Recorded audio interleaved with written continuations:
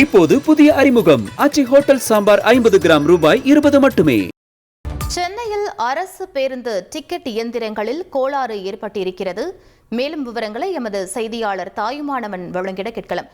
தாயுமானவன், முழு விவரங்களை பதிவு பண்ணுங்க.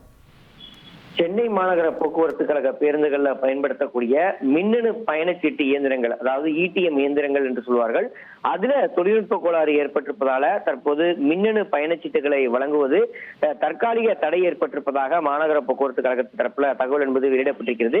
தொழில்நுட்ப கோளாறு சரி செய்யப்படக்கூடிய வரை நடத்துனர்கள் மூலமாக காகிதத்திலான கைமுறை மேனுவல் பயணச்சீட்டை மட்டுமே வழங்குவார்கள் எனவும் பயணிகள் கவனத்தில் கொள்ளுமாறு கேட்டுக்கொள்ளப்பட்டிருக்கிறது.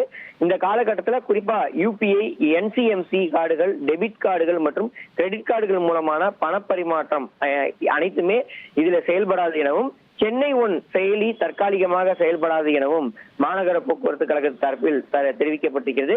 மேனுவல் முறையிலான டிக்கெட் பயன்பாடு மட்டுமே நடைமுறையில இருக்கும் என்பதால் தகுந்த சில்லறைகளை எடுத்துக்கொண்டு வந்து பேருந்துல பயணம் மேற்கொள்ளுமாறு மாநகர போக்குவரத்து கழகத்தின் தரப்புல தெரிவிக்கப்பட்டிருக்கிறது.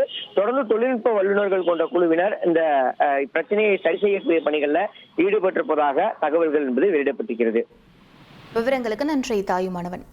இப்போது புதிய அறிமுகம் ஆச்சி ஹோட்டல் சாம்பார் 50 கிராம் ரூபாய் 20 மட்டுமே.